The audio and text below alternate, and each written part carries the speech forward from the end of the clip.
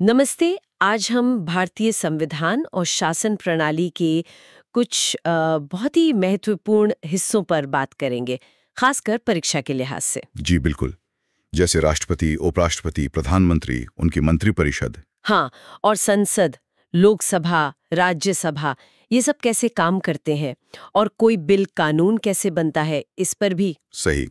तो कोशिश रहेगी कि इन जटिल विषयों के जो सबसे जरूरी तथ्य हैं उन्हें आसान भाषा में समझें। तो फिर शुरू करते हैं। पहले राष्ट्रपति से जुड़े अनुच्छेदों और उनकी शक्तियों को देखेंगे। हाँ, फिर उपराष्ट्रपति, प्रधानमंत्री, मंत्रिपरिषद और महान्यायवादी। और उसके बाद संसद, उसके पदाधिकारी और जो संसदीय कामकाज के तरीके हैं, जैसे सत्र, प्रश्नकाल, प्रस्ताव वगैरह। और आखिर में अलग अलग तरह के विधेयक और उनके कानून बनने की प्रक्रिया। चलिए शुरू करते हैं। तो सबसे पहले भारत के राष्ट्रपति। अनुच्छेद 52 कहता है भारत का एक राष्ट्रपति होगा। ये पद कुछ कुछ ब्रिटेन जैसा है ना? हाँ, प्रेरणा ब्रिटेन से है, पर एक अहम फर्क है। अनुच्छेद 53 कहता है कि संघ की कार्यपालिका शक्ति राष्ट्रपति में होगी। अच्छा। लेकिन ये समझना जरूरी है कि ये औपचारिक शक्ति है, नाम मात्र की। असल शक्ति तो प्रधानमंत्री और मंत्रिपरिषद के पास ही होती है। क्योंकि हमारी संसदीय प्रणाली है। बिल्कुल। सारे सरकारी काम राष्ट्रपति के नाम पर होते हैं, पर फैसले असल में सरकार लेती है। ये जरूरी बात है। अच्छा, अब आते हैं चुनाव पर। अनुच्छेद 54, राष्ट्रपति का चुनाव। इसके लिए एक खास निर्वाचक मंडल होता है। कौन लोग वोट डालते हैं इसमें? इसमें देखिए, संसद के दोनों सदन है ना, लोकसभा और राज्यसभा, तो उनके सिर्फ चुने हुए सदस्य, मतलब इलेक्टेड मेंबर्स। अच्छा, मनोनीत नहीं? नहीं, मनोनीत नहीं। और साथ में राज्यों की जो विधानसभाएं हैं उनके भी चुने हुए सदस्य। और वो दिल्ली, पुदुचेरी? हाँ, दिल्ली और पुदुचेरी जहां विधानसभा है उनके भी इलेक्टेड मेंबर्स शामिल होते हैं। और कौन बिल्कुल नहीं होते? हाँ, मनोनीत सदस्य तो हो गए, और विधान परिषद के सदस्य वो इसमें वोट नहीं डालते। ठीक है। चुनाव की पूरी प्रक्रिया वो भारत का निर्वाचन आयोग करवाता है। ओके। और अनुच्छेद 55 ये चुनाव के तरीके के बारे में है। एकल संक्रमणीय आनुपातिक गुप्त मतदान प्रणाली। ये सुनने में ही बड़ा भारी लगता है। हाँ, है थोड़ा जटिल। आसान भाषा में कहें तो हर वोटर उम्मीदवारों को रैंक करता है, पहली पसंद, दूसरी पसंद, ऐसे। अच्छा। वोट बेकार नहीं जाता। अगर आपकी पहली पसंद को जरूरत से ज्यादा वोट मिले या वो जीते नहीं, तो आपका वोट दूसरी पसंद को जा सकता है। ताकि ज्यादा से ज्यादा लोगों की पसंद का प्रतिनिधित्व हो। सही। और इसमें विधायक और सांसद के वोट का वजन भी अलग अलग होता है, जनसंख्या के आधार पर, संतुलन के लिए। ओके। ये तरीका हमने आयरलैंड से लिया है। अच्छा, अब कार्यकाल की बात करते हैं। अनुच्छेद 56। हाँ, कार्यकाल 5 साल का होता है और इस्तीफा उपराष्ट्रपति को देते हैं। और अगर पद खाली हो जाए तो? मृत्यु, इस्तीफा या महाभियोग से? तो 6 महीने के अंदर चुनाव कराना अनिवार्य है। और क्या कोई दोबारा राष्ट्रपति बन सकता है? अनुच्छेद 57। हाँ, बन सकता है, कोई सीमा नहीं है। हालांकि अब तक सिर्फ डॉक्टर राजेंद्र प्रसाद ही 2 बार बने हैं। राष्ट्रपति बनने के लिए योग्यताएं क्या हैं? अनुच्छेद 58 में। भारत का नागरिक हो, 35 साल उम्र पूरी हो, लोकसभा सदस्य बनने की योग्यता रखता हो और किसी लाभ के पद पर ना हो। लाभ का पद मतलब? इसमें राष्ट्रपति, उपराष्ट्रपति, राज्यपाल, मंत्री का पद लाभ का पद नहीं माना जाता। अच्छा, और वो 50 प्रस्तावक और 50 अनुमोदक भी चाहिए होते हैं? हाँ, चुनाव लड़ने के लिए 50 सांसदों या विधायकों का समर्थन चाहिए प्रस्तावक के तौर पर, और 50 का अनुमोदक के तौर पर। ठीक है। और शपथ? अनुच्छेद 60। शपथ भारत की मुख्य न्यायाधीश CJI दिलाते हैं, या अगर वो नहीं है तो सुप्रीम कोर्ट के जो सबसे वरिष्ठ जज होंगे वो। और एक बहुत महत्वपूर्ण प्रक्रिया है महाभियोग, इम्पीचमेंट। अनुच्छेद 61। ये क्या है? ये राष्ट्रपति को पद से हटाने की प्रक्रिया है, और इसका आधार सिर्फ एक है, संविधान का अतिक्रमण या उल्लंघन। ये प्रक्रिया हमने अमेरिका से ली है? जी हाँ, अमेरिका के संविधान से। और चलती कैसे है ये प्रक्रिया? आसान तो नहीं होगी? बिल्कुल नहीं, बहुत गंभीर प्रक्रिया है। प्रस्ताव संसद के किसी भी सदन में आ सकता है, लोकसभा या राज्यसभा। लेकिन उस सदन के कम से कम 1/4 सदस्यों के दस्तखत चाहिए इसे लाने के लिए, और 14 दिन पहले राष्ट्रपति को सूचना देना भी जरूरी है। फिर उस सदन में बहस होती है, वोटिंग होती है। अगर वो सदन अपनी कुल सदस्यों संख्या के 2/3 बहुमत से इसे पास कर दे। 2/3 बहुमत कुल सदस्यों का?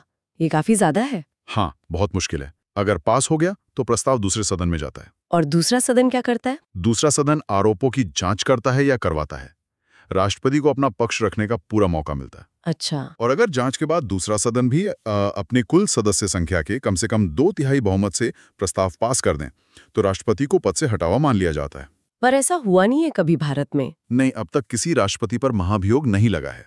इस महाभियोग प्रक्रिया में वोट कौन डालता है? चुनाव वाले लोग? नहीं, यहाँ फर्क है।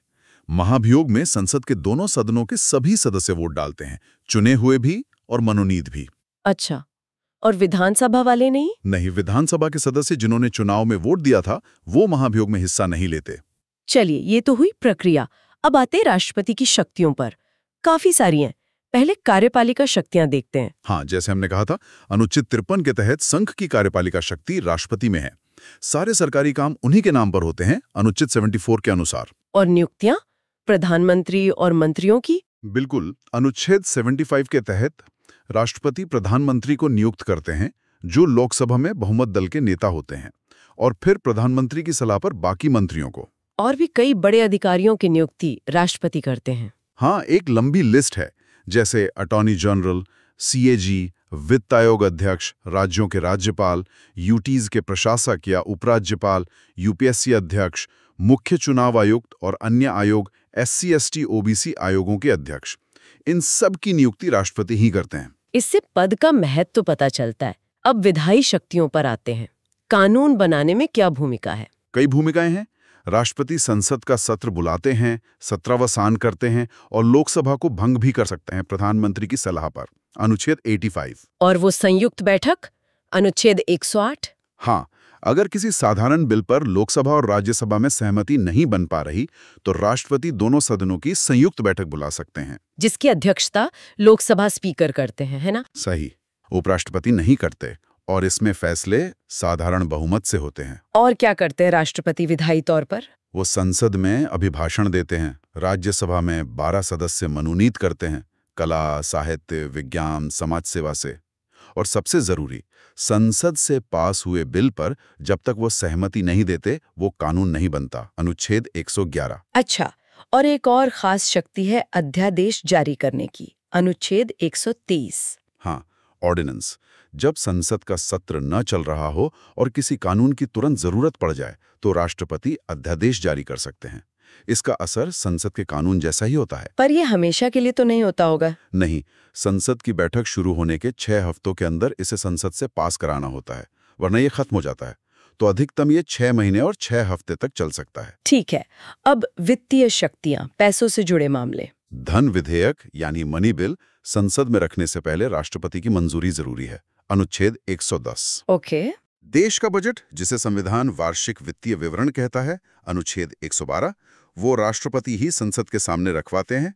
वित्त आयोग का गठन करते हैं, अनुच्छेद 280, और आकस्मिक निधि से पैसा निकालने की इजाजत भी वही देते हैं। न्यायिक शक्तियों में अनुच्छेद 72 बहुत महत्वपूर्ण है, क्षमादान की शक्ति। हाँ, बिल्कुल।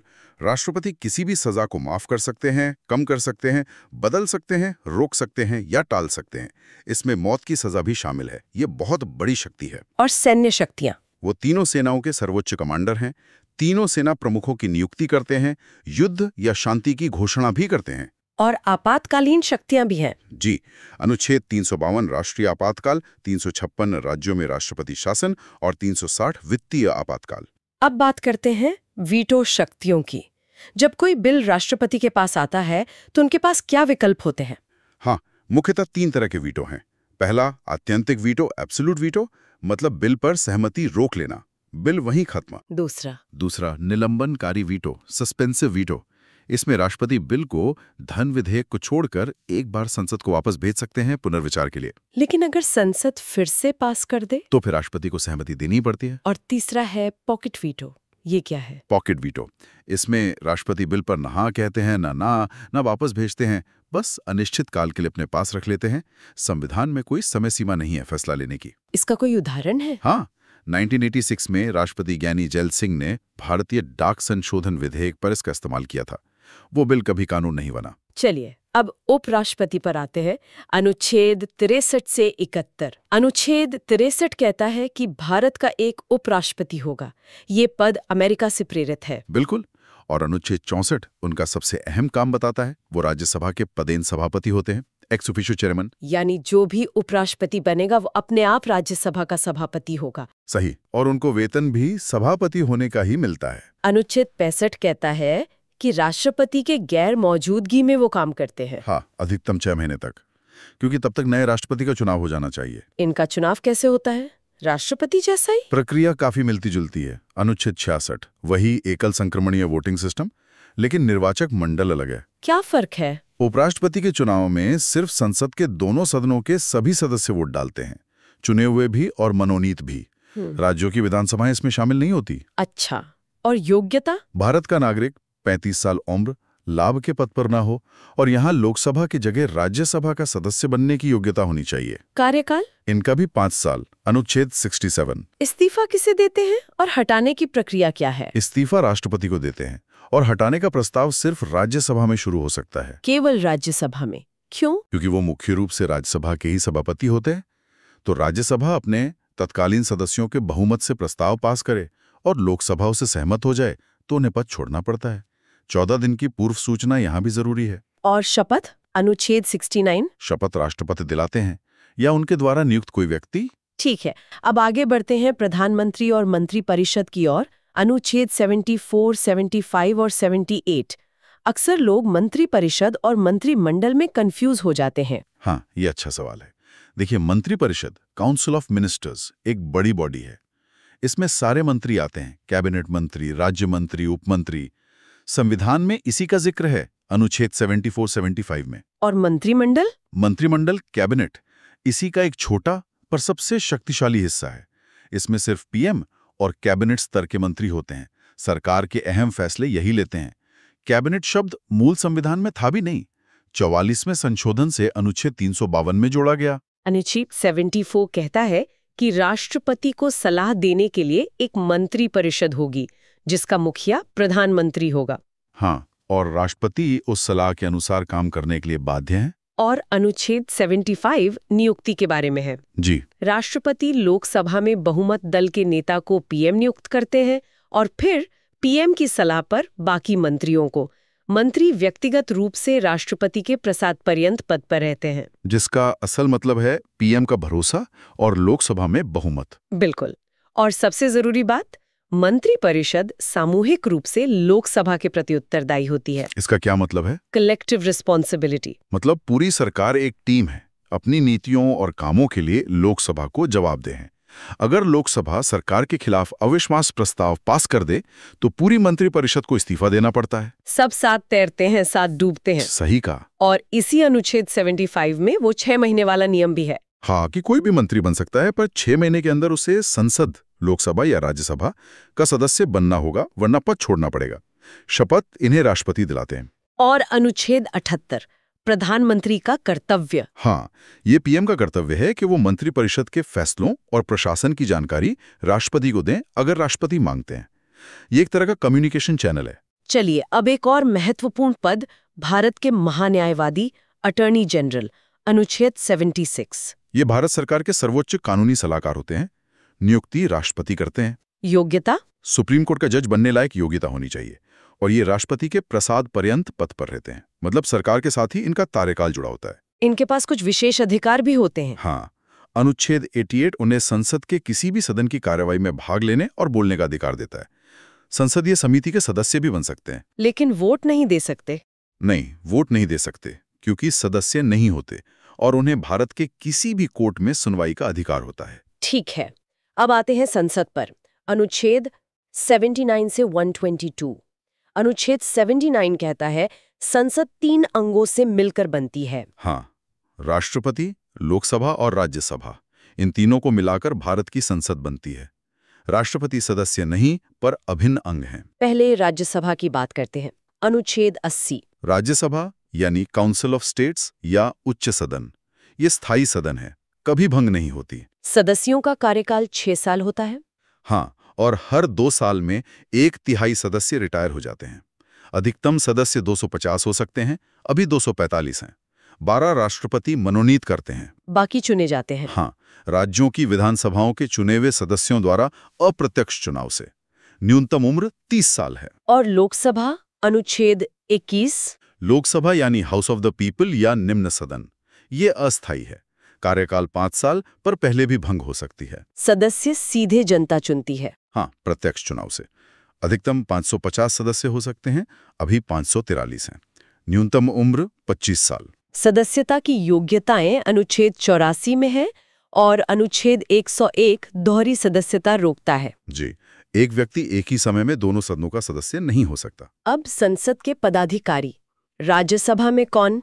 सभापति, जो उपराष्ट्रपति होते हैं, और उपसभापति, जिन्हें सदस्य अपने में से चुनते हैं। और लोकसभा में?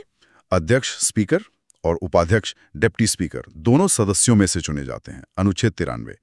और नई लोकसभा की पहली बैठक के लिए एक प्रोटेम स्पीकर होते हैं, अस्थायी। लोकसभा स्पीकर का पद बहुत महत्वपूर्ण है। उनके मुख्य काम क्या हैं? बहुत सारे हैं। सदन की कार्यवाही चलाना, अनुशासन बनाए रखना, कोरम न होने पर बैठक स्थगित करना। कोरम मतलब? कुल सदस्यों का 1/10 हिस्सा। वोट बराबर होने पर निर्णायक मत देना। संयुक्त बैठक की अध्यक्षता करना। और वो धन विधेयक वाला फैसला? हाँ, कोई बिल धन विधेयक है या नहीं, स्पीकर ही तय करते हैं और उनका फैसला अंतिम होता है।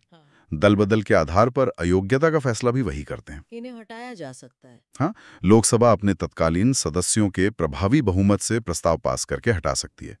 14 दिन की सूचना जरूरी है। स्पीकर इस्तीफा उपाध्यक्ष को देते हैं। ठीक है, अब कुछ संसदीय प्रक्रियाओं पर आते हैं। सत्र क्या होता है? अनुच्छेद 85। राष्ट्रपति समय समय पर संसद का सत्र बुलाते हैं। साल में कम से कम 2 बार, और 2 सत्रों के बीच 6 महीने से ज्यादा का गैप नहीं होना चाहिए। सामान्यतः 3 सत्र होते हैं। हाँ, बजट सत्र फरवरी मई, मॉनसून सत्र जुलाई सितंबर, और शीतकालीन सत्र नवंबर दिसंबर। सत्र खत्म करने को सत्रावसान कहते हैं।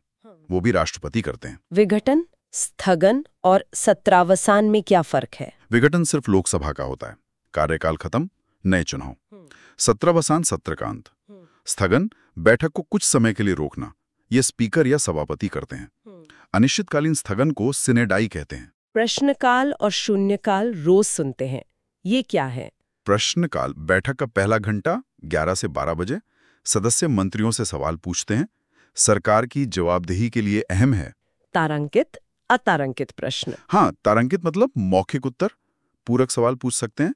अतारांकित मतलब लिखित उत्तर। अल्प सूचना प्रश्न भी होते हैं। और शून्यकाल, 0 आवर, ये प्रश्नकाल के ठीक बाद 12 से 1 बजे। ये भारतीय नवाचार है। इसमें सदस्य बिना पूर्व सूचना के जरूरी मुद्दे उठाते हैं। अक्सर हंगामेदार होता है। संसद में कई तरह के प्रस्ताव भी लाए जाते हैं। जी, जैसे स्थगन प्रस्ताव। बहुत जरूरी मुद्दे पर चर्चा के लिए सामान्य काम रोकना पड़ता है, 50 सदस्य समर्थन चाहिए। ध्यानाकर्षण प्रस्ताव, मंत्री का ध्यान खींचने के लिए। विशेषाधिकार प्रस्ताव, अगर मंत्री ने गलत जानकारी दी हो। निंदा प्रस्ताव, सरकार की नीतियों की आलोचना के लिए। और सबसे चर्चित अविश्वास प्रस्ताव और विश्वास प्रस्ताव। हाँ, ये सरकार के बहुमत से जुड़े हैं। अविश्वास प्रस्ताव विपक्ष लाता है। सिर्फ लोकसभा में 50 सदस्य चाहिए। पास हो गया तो सरकार गिर जाती है। और विश्वास प्रस्ताव? वो सरकार खुद लाती है, अपना बहुमत साबित करने के लिए। एक धन्यवाद प्रस्ताव भी होता है राष्ट्रपति के अभिभाषण पर। उसका पास ना होना भी सरकार की हार है। चलिए, अब सबसे आखिर में और सबसे जरूरी प्रक्रिया, विधायी प्रक्रिया। कानून कैसे बनता है? बिल कितने तरह के होते हैं? मोटे तौर पर 4 तरह के: साधारण विधेयक, धन विधेयक, वित्त विधेयक और संविधान संशोधन विधेयक। साधारण बिल कानून कैसे बनता है? इसकी यात्रा लंबी है। पहले किसी एक सदन में पेश होता है, पहला वाचन, फिर दूसरा वाचन, इसमें विस्तार से चर्चा होती है। बिल समिति को भी जा सकता है। फिर क्लॉज बाय क्लॉज वोटिंग। फिर तीसरा वाचन। हाँ, उसमें पूरे बिल पर वोटिंग होती है, स्वीकार या अस्वीकार। एक सदन से पास होने के बाद दूसरे सदन में जाता है। वहां भी यही प्रक्रिया। वो पास कर सकता है, संशोधन कर सकता है या अस्वीकार कर सकता है। अगर असहमति हो जाए दोनों सदनों में? साधारण बिल पर गतिरोध होने पर राष्ट्रपति संयुक्त बैठक बुला सकते हैं। अनुच्छेद 108। अध्यक्षता स्पीकर करते हैं। फैसला साधारण बहुमत से। ये धन विधेयक और संविधान संशोधन के लिए नहीं होती? नहीं, उनके लिए संयुक्त बैठक का प्रावधान नहीं है। अब तक सिर्फ 3 बार हुई है, 1961, 1978, 2002 में। और आखिरी पड़ाव? दोनों सदनों से पास होने के बाद राष्ट्रपति की सहमति, अनुच्छेद 111। वो हाँ कह सकते हैं, रोक सकते हैं या पुनर्विचार के लिए लौटा सकते हैं, धन विधेयक को छोड़कर। धन विधेयक की प्रक्रिया में क्या खास है? अनुच्छेद 110। कई खास बातें हैं। पहली, ये सिर्फ लोकसभा में पेश हो सकता है। दूसरी, राष्ट्रपति की पूर्व अनुमति चाहिए।